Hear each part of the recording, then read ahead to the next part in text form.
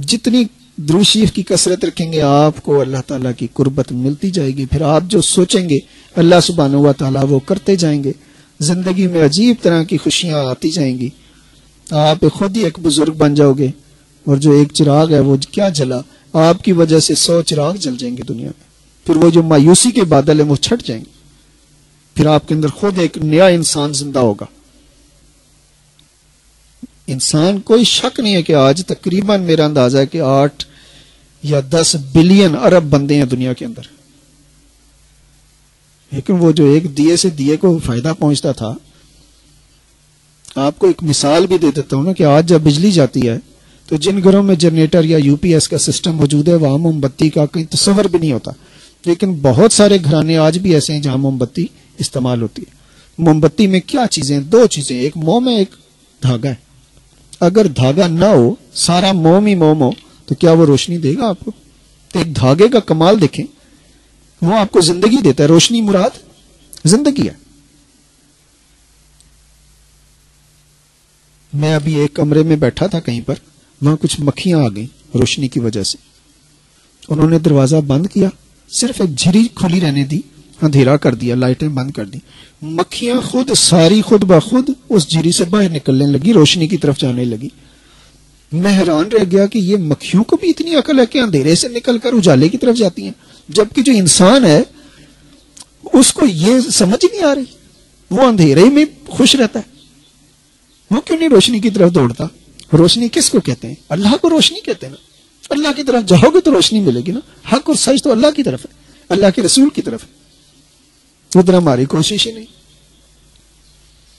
تو میرے دوست جتنے ہیں, بسم اللہ الرحمن الرحیم بسم اللہ الرحمن الرحیم کثرت سے پڑھیں, دوستوں کو بھی بتائیں, درود شریف کی کثرت رکھیں, باوضو رہیں. جب باوضو رہیں گے پھر کوئی جن بھوت جادو ٹونا اٹیک ہی نہیں کرے گا. چاہے کالے جادو والے اگر 1,00,000 بندہ بھی بیٹھ کر کسی باوضو شخص کے لیے اپنا منتر جادو ٹونا چلائیں گے, نہیں چلے گا. اب باوضو رہنے میں کیا ہے, 2 منٹ میں وضو ہو جاتا ہے. یہ ڈھیلا پن جو ہے, یہ سستی ہے, اس سے تھوڑا سا نکلیں گے نا آپ, تو گرمی ہے, کوئی مسئلہ ہی نہیں. اور کوشش کر کے اپنے غصے پہ قابو کریں. ویسے تو یہ کہ جب آپ یہ ذکر فکر کریں گے تو اتنا غصہ آئے گا ہی. جب ذکر فکر نہیں کرتے تو یہ جو غصہ آتا ہے انسان کو, یہ کیا بیماریاں ہمیں لگ گئیں کہ جن کو زیادہ غصہ آتا ہے ان کو آپ سمجھیں کہ ان کے ساتھ شیاطین زیادہ لگے ہوئے ہیں جو اس کو اس کاموں پر مجبور کرتے ہیں. بندہ ذاتی طور پہ سارے ہی اچھے ہوتے ہیں, لیکن ہر آدمی کے ساتھ اگر 4 شیطان لگے ہوئے تو اسے بیٹھنے ہی نہیں دیتے. تو جب یہ درود شریف بسم اللہ الرحمن الرحیم سورہ یاسین شریف درود شریف کی آپ کثرت رکھیں گے, شیطان رہے گا ہی نہیں. پھر آپ بھی نرم دل ہو جائیں گے, ہمدردی رکھیں گے, پھر آپ کو دوسروں سے پیار ہوگا. ابھی تو تنگ پڑتا ہے نا انسان دوسروں سے مل کر, کیا فائدہ کسی سے ملنے کے. اللہ سبحانہ و تعالی ہماری اس کوشش کو قبول اور مقبول فرمائیں. اپنی رحمتیں میرے دوستوں پر بہت زیادہ نازل فرمائیں, کرم فرمائیں, ہمارے حال کو اچھا کریں, ہمارے دوستوں کے حال کو اچھا کریں. ابھی جو رہ گئی بات وہ بھی اللہ سے مانگ لیں. اللہ دلوں کے بھیدوں سے واقف ہے. جو کچھ ہم چھپاتے ہیں وہ بھی اللہ کو پتہ ہے. 7 زمینوں کے نیچے بھی انسان چلا جائے گا, پھر بھی اللہ کو پتہ ہوگا کہ وہ کہاں پر ہے اور کس حال میں. اور کوشش کریں, جو میں بہت عرصے سے اس بات پہ مجھے افسوس ہوتا ہے کہ خود غرضی جو ہے, وہ لالچ, طمع, ان سے اپنے آپ کو بچائیں. کام کرنے میں کوئی برائی نہیں ہے. اگر آپ کروڑ پتی ہیں اور 2 کروڑ ہونے کی آپ کو خواہش ہے, یہ کوئی برائی نہیں ہے, لیکن مینج کریں اپنی لائف کو, چونکہ اس پیسے نے آپ کو مجھے کہیں کا نہیں چھوڑا.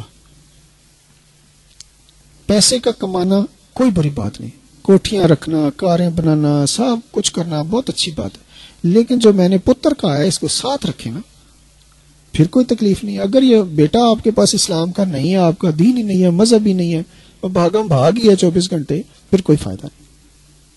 پھر ان کی لائف اچھی ہے جو گورے ہیں, ہم سے بہتر ہیں, کہ وہ صبح اپنے ٹائم پر اٹھتے ہیں, شام کو ٹائم پہ اپنا بزنس بند کرتے ہیں. بس ایک حد تک ان کا یہ دنیا داری ہے, اس کے بعد وہ دنیا کے چکر میں نہیں پڑتے. ہمارا تو اگر بس نہیں چلتا, ورنہ جیسے آج کل ہمارے جو چینل چل رہے ہیں, آپ کو یاد ہو کہ یہ پہلے رات کو 9 بجے 10 بجے بند ہو جاتے تھے ٹی وی, اور ایک ہی ٹی وی تھا پاکستان میں, پھر NTM آ گیا, پھر STN آ گئی, 2-3 چینل آئے, لیکن ان کا ٹائم مخصوص تھا. یہ بس 8, 9, 10 بجے کی آخری خبریں سنا کے ٹی وی بند ہو جاتا تھا, اور سب لوگوں کے پاس اپنا ٹائم تھا کہ وہ پڑھتے, سوتے, ملتے, کچھ کرتے.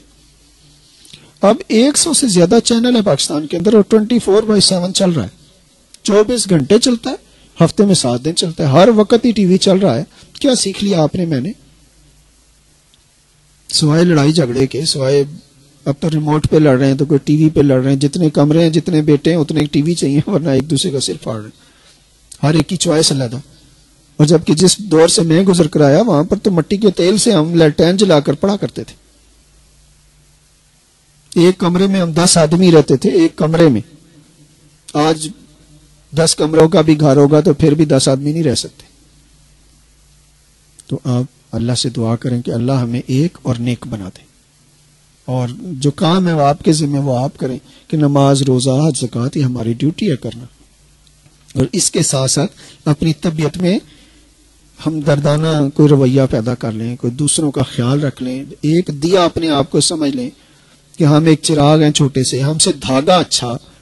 دھاگا میں نے ایک مثال تو دے دی نا آپ کو, کہ وہ موم بتی میں نہ ہو تو موم بتی روشنی نہیں دیتی ہے, تو ایک دھاگے کی وجہ سے آپ کام کر لیتے ہو. پھر ایک دھاگا وہ دیکھیں کہ جو تسبیح کے اندر چل رہا ہوتا ہے, اس نے 100 دانوں کو سمیٹ کے رکھا ہوتا ہے, تو دھاگا نہ ہوتا یہ دانے کیا کر لیں گے.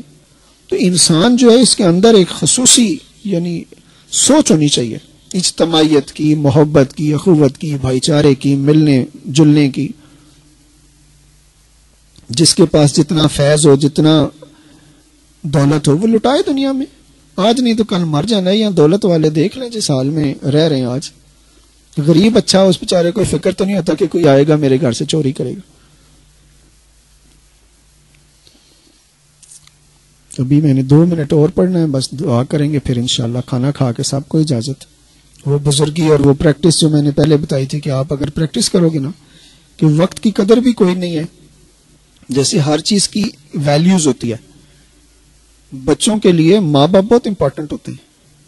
بچوں کے لیے ماں باپ کتنے امپورٹنٹ ہوتے ہیں, کیا ویلیو آپ کو بتاؤں میں, کہ اگر ماں زندہ ہے کسی کی تو سمجھ لو وہ کروڑ پتی ہے.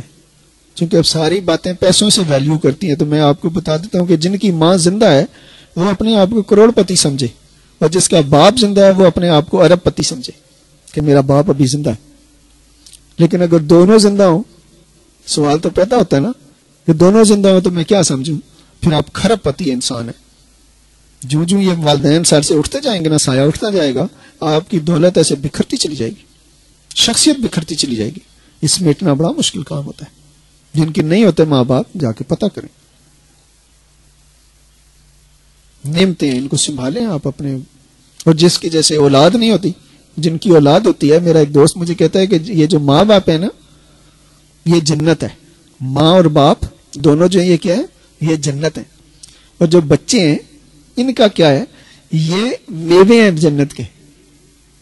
جن کے گھر میں بچے نہیں ہوتے ان سے پوچھو. تو یہ نعمتیں اللہ نے عطا کی, اپنے جوہر, اپنی جو قابلیت ہے اس کو استعمال کریں, اس دنیا کو بنائیں. یہ دنیا کا جو حال آج نظر آ رہا ہے کہ ہم نے چونکہ سب کچھ چھوڑ دیا, نہ یہ پاکستان ہمارا ہے, تو نہ یہ مسجد ہماری ہے, تو نہ یہ گرجا ہمارا ہے, یہ سب کسی اور کا ہی ہے, تو آج ہم لاوارث ہی لگتے ہیں. Still there is a time کہ ہم سوچیں اور وقت کی قدر کریں. چونکہ میں وقت کی, مجھے افسوس ہوتا ہے پر کہ کوئی ٹائم کی کوئی ویلیوز ہی نہیں ہے. جب میں پڑھاتا تھا تو میرا ہی خیال ہوتا تھا کہ جو ایج وائز ہم ڈیڈ لائن بنایا کریں, کہ جب بچے پیدا ہوئے تو وہ اگر 15 سال میں پہنچے تو میٹرک کر لیں, 16 سال کے 17 سال کے ہوئے تو وہ ایف اے کر لیں, پھر 18 سال کے ہوئے تو بی اے کر لیں, کو 20 سال کے ہوئے تو ایم اے کر لیں, 24 سال میں ہوں تو میرے پلان کے مطابق P H D should be done.